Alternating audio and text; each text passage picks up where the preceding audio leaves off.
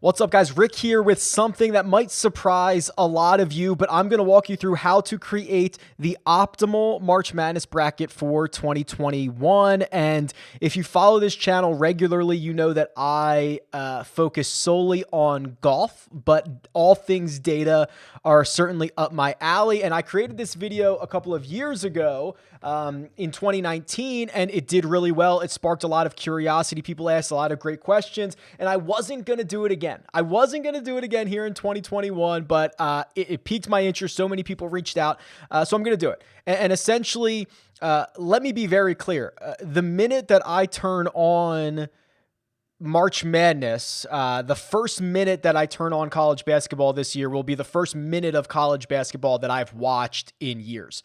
But I do not believe that hinders you from being able to create an optimal lineup. When I did this 2 years ago and created the video for it, in ESPN's bracket challenge, my bracket finished in the top like 0.0001 percentile. You know, or like the 99.9999 percentile. There were still like 500 brackets, I think, that were better than mine. But when you're talking out of 10 million brackets or whatever, that's phenomenal. And it should be good enough to win, you know, any office pool, or would have been good enough to win. Now, I certainly can't guarantee that this year, but what we're going to try to do is hit some really interesting leverage spots, do this from a data perspective, because March Madness in itself creates an unbelievable amount of leverage with just kind of the way that everything shakes out. So enough of me talking. Let's jump into this, and I'll share my screen. All right. So the few things that make March Madness so great for game theory and great for trying to do something like this is that all of the matchups come out very late, right? They come out on Sunday. You have like 4 days to make all of your picks. But the other key part is that ESPN tells you who others have picked. That information is gold. So if you go to Tournament Challenge, go to who picked whom, it tells you the percentage of brackets that have every single team going through every single round. So for example, the way that this reads is 97.5% of brackets have Gonzaga getting out of the first round. 37.5% have Gonzaga winning it all. So having this information is like unbelievably actionable. So we can take this information and we can look at other projections and see how they pan out, because Gonzaga winning the national championship, 37.5% of people have that. They're not going to win it 37.5% of the time, right? That's crazy. They are clearly the favorites to do so, and they're going to win it the most, but there are plenty of leverage spots here. So what we need to compare this data to another data set. A lot of different ways you can do this. You could, in theory, use the sportsbook data and say, okay, well, what are the national championship odds? But sportsbooks aren't necessarily trying to predict the outcome. They're trying to handle risk, right? And their exposure to these games. So the last couple of years, I've opted to go with this. It is 538's essentially projections. They don't care about the odds. They don't care about anything like that. It's just them projecting the likelihood of each team making it to each round. So they have this really great visualization. You can see, oh my gosh, Gonzaga wins the tournament 27% of the time. Well, we already know 37.5% of people picked them to win it all, but 538 says only 27% of the time they're going to win this bracket. The great part about this is they let you download this, right? So you can download the forecast data. It comes out in an Excel spreadsheet looking something like this. And after a little bit of data manipulation between this source and between the ESPN source, you get something that looks like this. And this is how we power everything. This is the Google Doc. I will again make this available in the description of the video if you would like to check it out. The only thing I ask for in return, hit the like button. Thank you very much. Goes a long way. But what this has is now every team in the tournament with their likelihood via 538 of getting out of each round and how many people on ESPN picked them to get out of each round. And this is a very simple process after this. All we do now is compare the numbers. So let me give you a couple of examples and then we'll fill out the bracket here. So I'm just going to go to the national championship game because I think that's the best way to kind of, honestly, I think it's the best place to start. It is where we are going to start with our bracket, but it's very actionable here. So let's see this here. So ESPN, so as I mentioned, 37.5% of people on ESPN have picked Gonzaga to win the title. If you pick Gonzaga to win on ESPN's bracket challenge, you have made a mistake. Because when you're playing against 10 million other people, you need to find leverage situations. So ESPN, 37.5 or 37.6% of people picking Gonzaga to win it all. 538 says they're only going to win it 27% of the time. And this is where everyone says, but Rick, that's the most. They're the favorite. Yes. Does the favorite win March Madness every year? No. 27% of the time means that 73% of the time someone else is going to win. So 73% of the time, those 37% of people who pick Gonzaga to win it all are going to be wrong, and you want to be the person who has the bracket to take advantage of that because the most likely outcome is Gonzaga doesn't win March Madness, right? So you want to take advantage of this. So again, there is a minus 10% leverage on picking Gonzaga to win it all. That to me would be a mistake in any large pool. It might work out, but it would be a mistake. Some of the highest leverage points that we see are with the next tier of teams. And again, I know nothing about these teams, but Baylor, Houston, and Iowa would be the three best teams. Now, we're kind of splitting hairs here a little bit. Actually, no, we're not. There's one clear good play to win it all. It's Baylor. Baylor is the game theory leverage play that you want to make here. Not only do they have what is the third best chances, according to 538, of winning the tournament, so they're winning it 13% of the time, but only 9.7% of people have picked them. Illinois is okay. You know, they're at 15% of the time they're going to win this, but about 15% have picked them. So there's not as much leverage there. So I think Baylor would be fine, or I'm sorry, I think Illinois would be fine. Iowa, Houston would all be fine.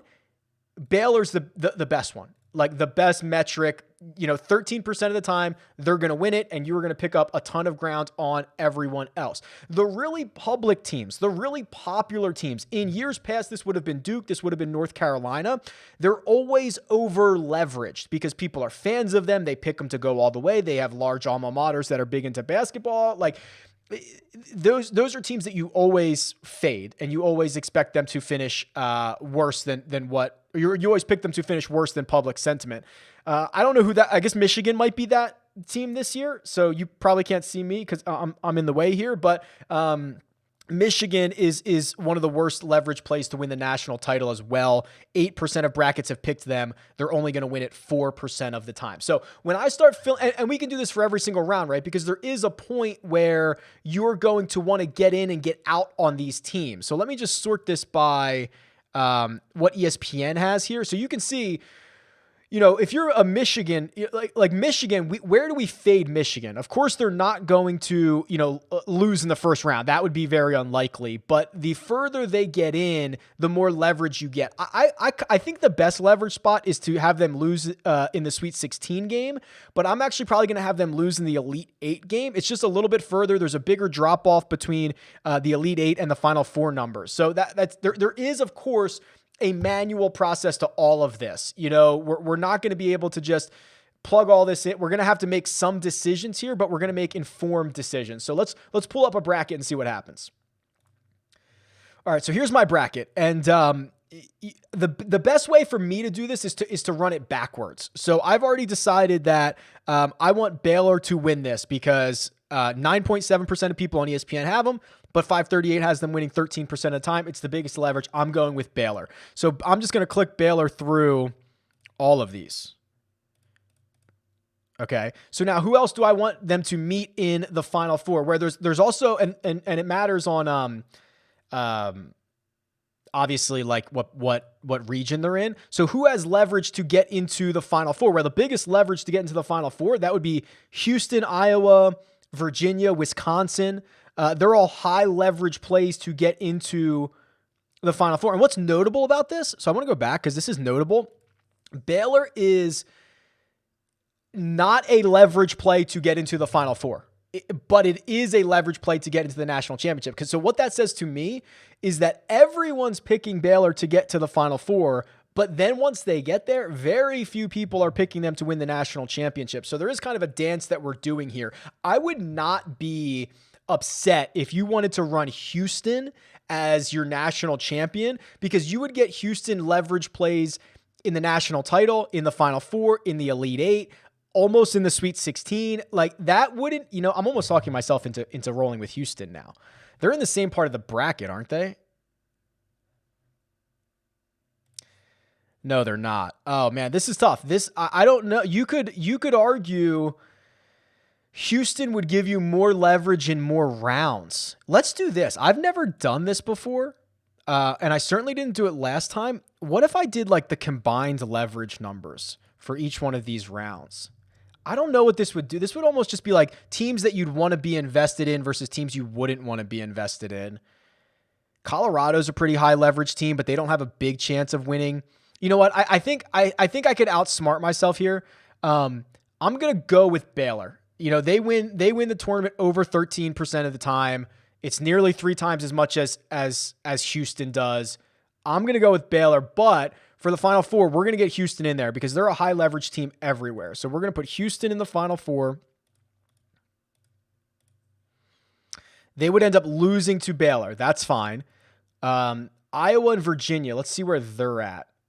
Okay, Iowa. We could have Iowa in the Final Four. So Iowa in the Final Four, in theory, would probably beat Gonzaga. Right now, let's see what that would look like for Gonzaga. How much leverage would we get with them losing in the Final Four? So this would be them winning the national title. This would be them winning their Final Four game. So it's this one right here. So we would get, that's a ton. Basically, 67% of people on ESPN say that Gonzaga gets to the Final Four or advances in the Final Four. It's about a 12% leverage for each one of these 2 rounds. So we're going to have Gonzaga losing there. We also want Michigan to lose. We'll get to that. Let's get our other Final Four team in here. So we've got currently Baylor, Houston, and Iowa, which is 2 number 2 seeds and a number 1 seed. And then we are going to roll out Wisconsin. No, probably Alabama here, because we do want to find teams that are likely to make it to the Final Four, right? So I've got Baylor. We could go with Illinois. Illinois wouldn't be that bad. Iowa, Houston, we already have them. Baylor. All right, we could probably go with Illinois here, and we'd be giving up a tiny bit of leverage, but there's a pretty significant drop off from the top 5 teams to anybody after that. So I would be a little bit worried, and Michigan's too public. So I'm going to go with, unless they're in the same side of the bracket, I'm hoping Illinois is in my last region here. They're not. Oh, okay. Well, I could have them going pretty far, though. So I could have them going up against Houston. They'll lose to Houston. So really what I need to figure out is Michigan. Okay, so Alabama would have been the other one. All right, so we got to go with Alabama here. So we'll go with Alabama in our Final Four here. So our Final Four is 3 number 2s and a number 1, which, that shakes out a lot of the time. So then what we're going to do is we've got to find leverage points on some of these other teams to lose. I mentioned I want Michigan losing in the Sweet 16, I believe. So let's do this. So that would be the Final Four. This would be the Elite Eight. This would be the Sweet 16. They'll lose there. And then we'll have to figure out who they're going to lose to. Now, once you start getting to this point, you can kind of just fill this out, whether you can get to your first round stuff based on odds or based on any other inklings that you have. Like, this is where you can kind of take some stands here. So I'm going to fast forward. I'm going to fill out the rest of this and then jump forward and catch up with you in a minute. All right, so what I did here is I just started working my way out from the Final Four to the Sweet 16. The Sweet 16 stuff got pretty interesting because, I wanted Colorado in there. I wanted Wisconsin in there. but some of these ended up running into some of my other picks, which is fine. So I started filling them out. And then what you can do is, I started pick like Virginia over Ohio. I don't need to look that up. Like Virginia is a 4 seed. I'll just pick that. Kansas is a 3 seed. This Oregon versus VCU. So we get to like 7-10. Maybe I should look that one up. So round of 64, I can look up leverage for Oregon versus VCU and see if there is any. If I can spell Oregon. That's Oregon State. Okay, so Oregon's a really bad one. VCU. Okay, so VCU would be the pick here, I think, because they're only going to win it 38% of the time, but when they do, it's going to knock a bunch of people out. So let's pick VCU in that spot. They're just going to lose in the next round anyway. What you really want, you get such big multiples when you get the Final Four right, when you get the national champion right, that there's not as much interest in like this, in these early round games. Obviously, you want to get them. So Oklahoma versus Missouri. Yeah, like you have to go with Missouri here. They're like just below a coin flip, but there's too much leverage there. It would be like if you were picking, I don't know, if you were rolling dice and it was 1 out of 6, but every time you got it right, they paid you like 8 times on your money or whatever. So Missouri's got to be the pick there. They're going to end up losing to Gonzaga anyway. No problem. So this is starting to shake itself out. We'll just do San Diego State. Actually, that might be a close one. San Diego State versus Syracuse. So here's San Diego State. Oh, they're actually winning it 61% of the time. So that means Syracuse is much worse. That's actually really close. So there's not an edge in that one. So I'll just go with San Diego State. West Virginia, I assume. And then actually Rutgers was like a pretty big... Rutgers was one of the really high leverage spots. So I'm going to move them on instead of Clemson. And then what about this West Virginia San Diego State game? So round of 30, that would be round of 32. Oh, San Diego big time. So they're getting there 31% of the time. ESPN has them only getting there 21% over Syracuse, which is probably a pretty public team. Yeah, okay. Syracuse 17. Oh my God. Yeah, we got to go with San Diego State in this spot. Okay. So we'll go with West Virginia. My apologies. I was going to say that number didn't add up. So West Virginia, yeah, they're getting the nod there. We can't, I don't think we can do that. So we've got to do San Diego State. So this bracket's basically done. Let me just fill in these last couple. All right, so here's my final bracket. It's got Baylor beating Iowa in the championship with Alabama and Houston rounding out the Final Four. I got a little stuck on this Ohio State-Arkansas game. It was a huge negative leverage spot for Ohio State, but they win it so often that I had to give them the nod over Arkansas. One of the interesting ones that panned out was Florida over Virginia Tech. Florida's not only the favorite, but the higher leverage team. So I think you'd be pretty silly to call a 10 over a 7 in that spot. I don't think I called many. The only other upset that I thought was noteworthy was Utah State, an 11 over Texas Tech. In the round of 64, Utah State was in a very high leverage spot. They're only going to win it like 35% of the time, but when they do, it's going to eliminate a lot of because people have Texas Tech going 2 more wins after that. So if you could knock them out early and get that leverage, you'd be in a really good spot. The bottom of this, actually, I didn't pick LSU or St. Bonnie's or this other one. Hold on. Yeah, so we got to go with the Bonnies over LSU. They're only going to win it 40% of the time, but it's a high leverage spot with only 31% of people picking it on ESPN. And then the other one is Loyola and Georgia Tech. This one's much closer, but Loyola is not only the favorite, but the higher leverage team. So we have to go with the Bonnies and we have to go with Loyola, which makes sense because think about it. How much more public is LSU and Georgia Tech than Loyola and St. Bonaventure, right? People who have never even heard of those schools are not going to pick them. So that's my bracket. The bottom half of it shook out pretty straightforward once we started with our Final Four and our Elite Eight. But yeah, hopefully this has anything. Oh, and then what I would just do for the tiebreaker is I don't know.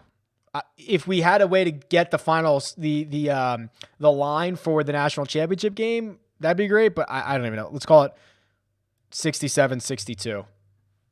I have no idea why I picked that. But yeah, hopefully this bracket does as well as it did the last couple of weeks, and hopefully you can pick your leverage spots, find some success. Again, this is much better in a bigger format, bigger bracket pool. But yeah, good luck. Tweet me at RickRunGood. Leave a comment below. Later.